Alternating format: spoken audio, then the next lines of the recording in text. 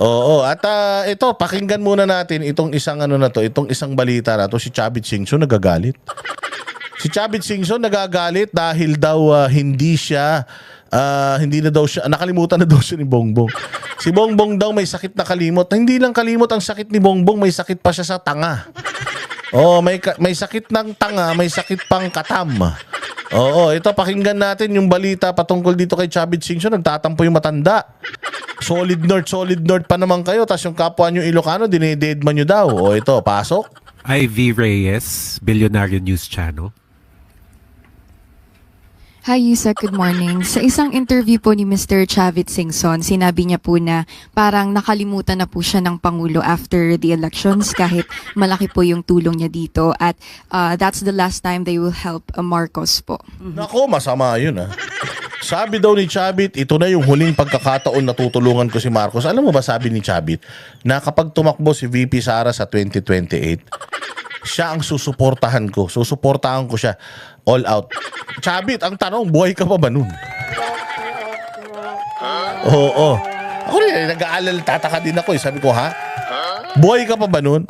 Baka mamaya patay ka na nun, ha? Oo, pero sa 2028 daw, kung tatakbo daw si VP Sara, susuportahan daw niya. Dahil ito daw si Bongbong, sinuportahan daw niya ng bongga. Pero dinedma siya. Alam mo ba merong isang event yata sa, I think in Japan, na even yung anak niya pinaalala sa kanya. Si Manong Chavit nandyan. Sinabi na ni ni Charis Pempenko.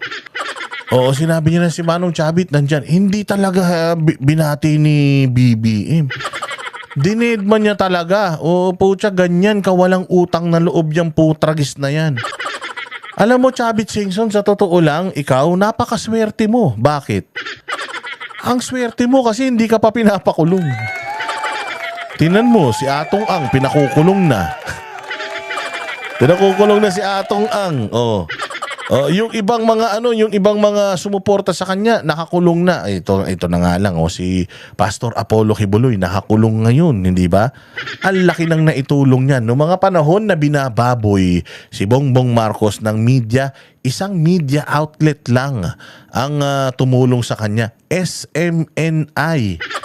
Tinulungan siya, gumawa sila ng napakagandang debate, pinakamagandang debate sa balat ng eleksyon ng 2022. Mas maganda pa sa ginawa ng mga malalaking network na mga kawatan din. Oo, mas maganda nakapaglabas si Bongbong Marcos ng kanyang saloobin nang hindi siya bababuyin. Katulad kasi kung pumunta siya sa debate ng ABS, bababuyin siya doon. Pinasara ng tatay niya yung istasyon na yun noon. Kung sa GMA, ganun din. TV5, ganun din. Kasi nga, ang tingin sa kanya noon, magnanakaw. Pinapalabas pa nga nila yung issue noon na dapat ma-disqualify si Bongbong Marcos kasi merong hindi binayaran na buwis, yung estate tax nilang bilyon-bilyon. Di ba? At kung ano-anong pang propaganda ng mga media noon o hindi siya umaatin ng tawag dyan, yung debate. O, sa SMNI lang siya umatin ng debate. O anong nangyari? Hindi ba pinasara niya ang SMNI, pinatanggalan ng prangkisa? O tapos si Pastor Apollo Kibuloy, ang laki nang naitulong sa kanya. Lahat ng resources na pwede niyang gamitin, pinagamit sa kanya. Oo, lahat na, pati mga bus, sabi ko nga sa inyo, yung debate dyan sa hotel, ang mahal ng binayaran ni Pastor Apollo Kibuloy dahil ang daming kasama ni Bongbong para lumakas yung loob niya. Lahat yung pinalamon nila, napakamahal per head, milyon. Mabot pa nga dumapot pa nga daw ng 100 million yun eh. Oo, para lang sa kanila, para lang sa entourage niya. Pucha yan, yung bus niya, doon pa natutulog pagka mayroong sa Mindanao, rally sa Mindanao. Talagang sinundan ng SMNI lahat ng mga nila, ng kanilang mga sorties, rallies noong 2022. Anong ginawa niya kay Pastor Apollo Kibuloy? Pagkapanalo, pucha yan, nakipag-coordinate kaagad sa Amerika, yun. Oh, ano nangyari? Di ba? Ito na, si Pastor Apollo Kibuloy nakakulong ngayon, mga bossing. Nakakulong dahil sa kahayupan ng putang inang walang utang na loob na. Wala talagang utang na loob yan, Chavit. Kapal ng mukha mo rin eh. Ikaw, magkano lang tinulong mo eh. Si Pastor nga, mas marami pang tinulong, pinakulong pa. Magpasalamat ka nga, nakakalaya ka pa ngayon eh. Si Pangulong Duterte, tingnan mo. Yung tatay niya, hindi ba, inilubog diyan sa sa libingan ng mga bayani kahit naman demonyo yung matanda na yan. Kahit hindi naman bayani yung tatay niya, inilibing doon para matapos ang lahat. Anong ginawa niya kay Pangulong Duterte? Ayun, pinamigay sa ibang bansa sa ICC. Swerte mo nga, Chavit, dinidedma-dedma ka lang eh. Gusto mo pansinin ka niya? Baka pag pinansin ka niya, ipakulong ka niya.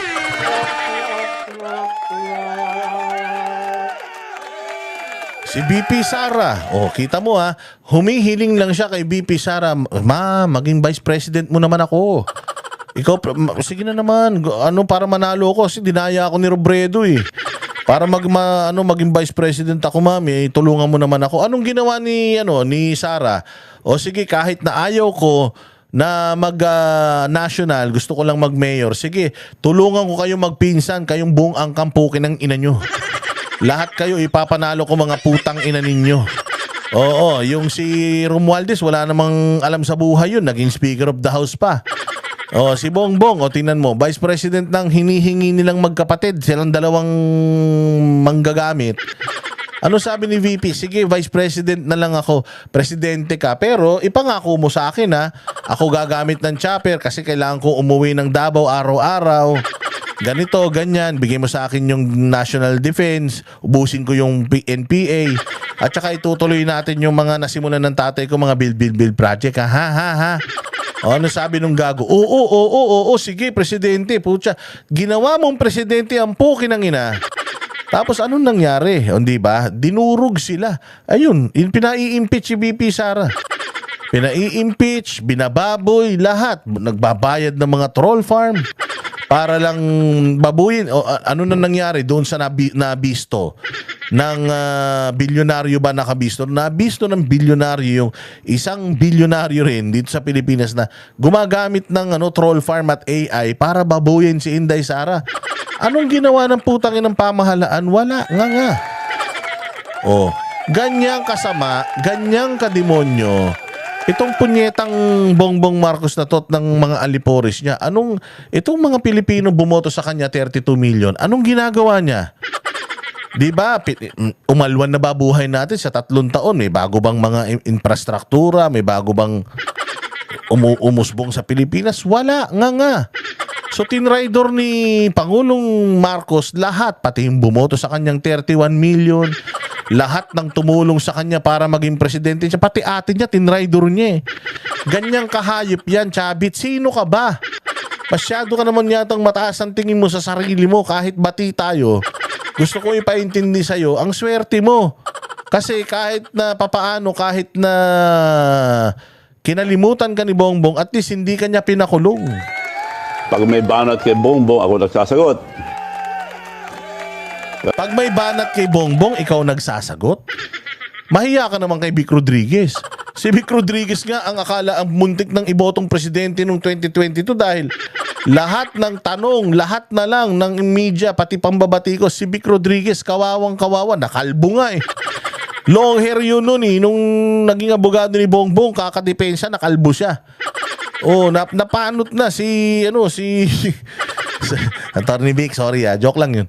Sabi ko sa'yo, huwag niyo pakikinggan eh. Napanot na, ulitin natin. Nakalbo na si Vic Rodriguez, kaka-protekta sa kanya noong 2022. Ang taba ni Vic Rodriguez, ang payat na ngayon. Dahil tas nila mo ginawa ni Bongbong sa kanya, di ba? Sinibak lang, basta-basta.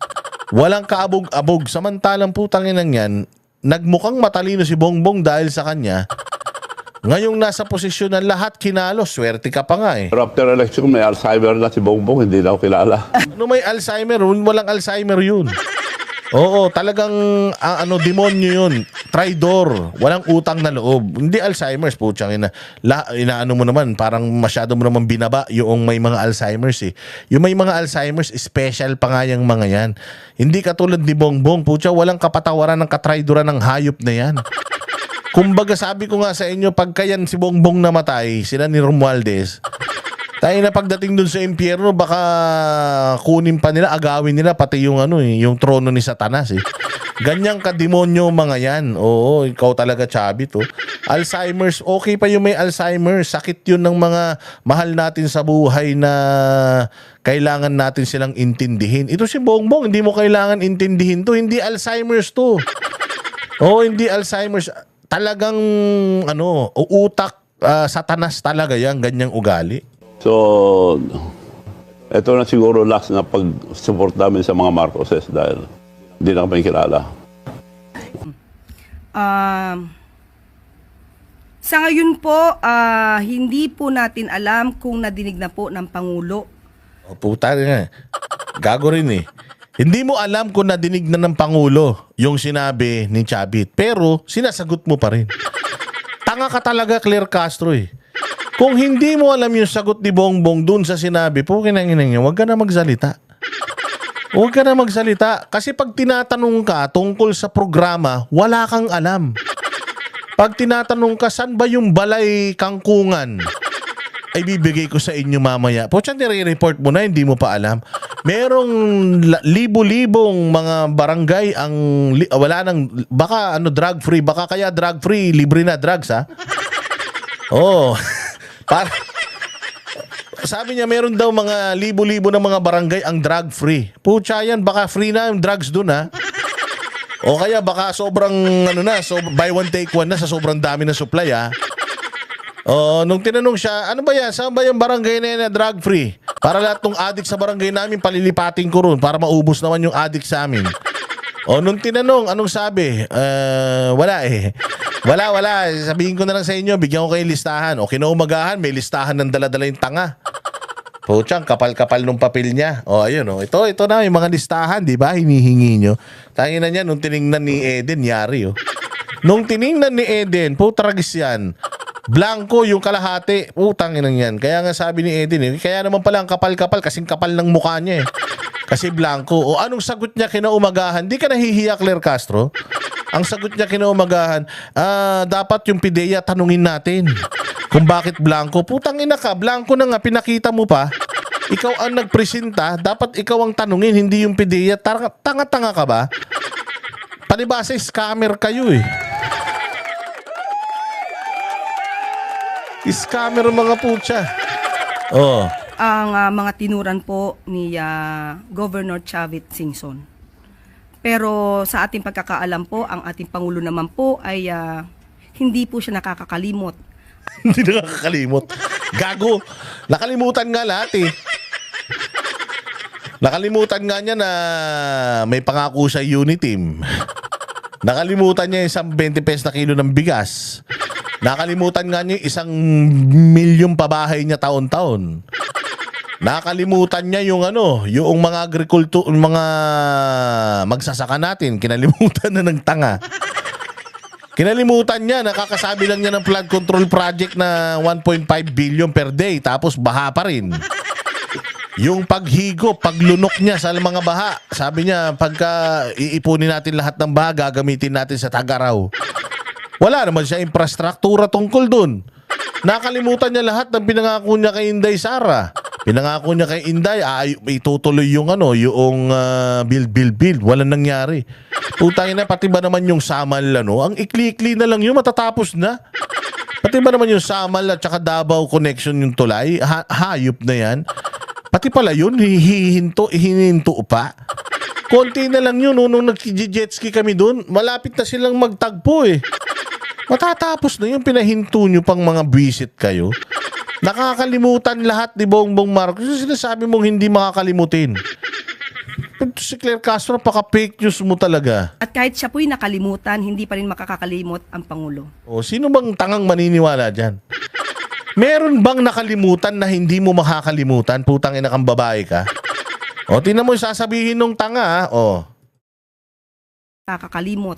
At kahit siya po'y nakalimutan, hindi pa rin makakakalimot ang Pangulo. Ha?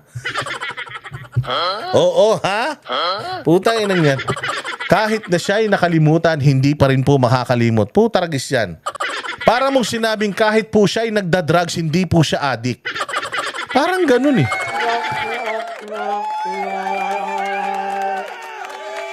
Ang gulo na ng Pilipinas, Claire. Putang ina, lumayas ka na.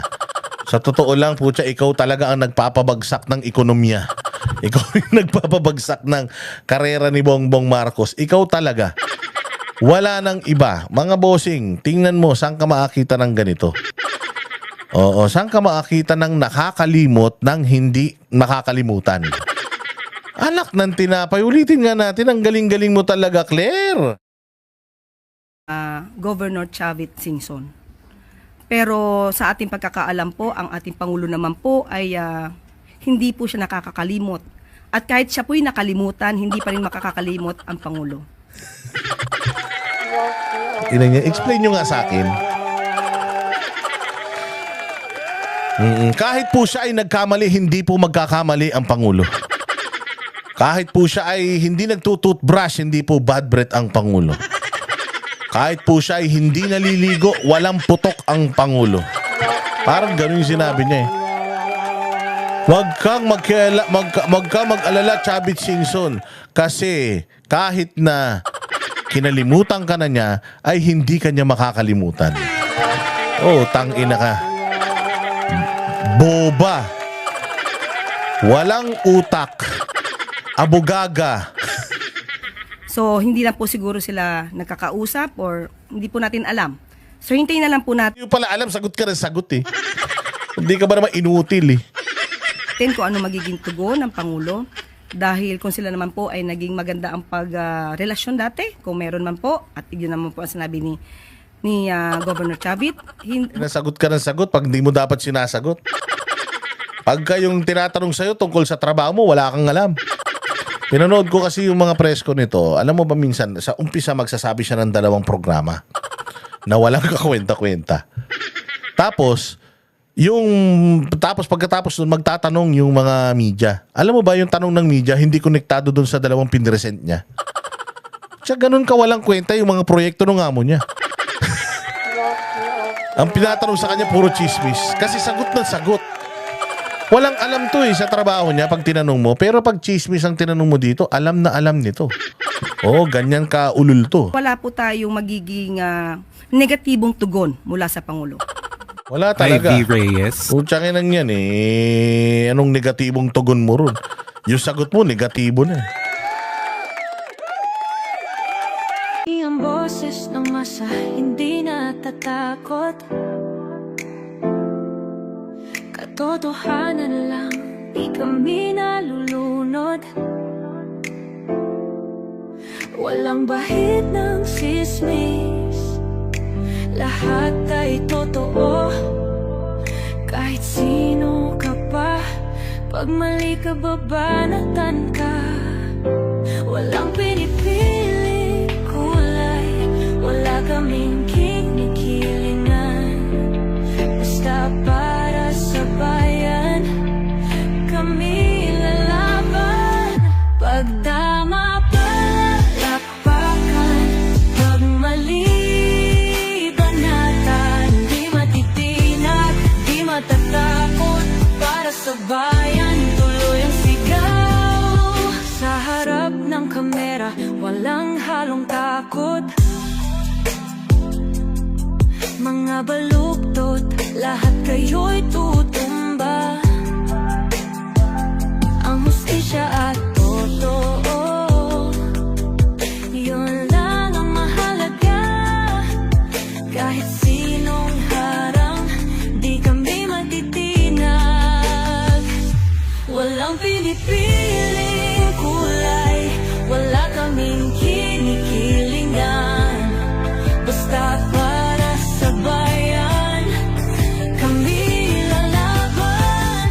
Pag tama palakpakan, pag mali banatan. Di matitinag, di matatakot, para sa bayan tuloy ang sigaw. Kung nasa tama ka, ikaw ay aming kasama. Pero pag mali ka, handa ka na bang mabasag? Banateros kami, walang inuurungan. Dahil bayan muna, bago ang sarili.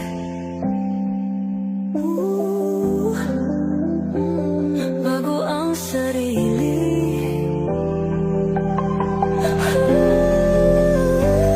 Pag tama palakpakan, pag mali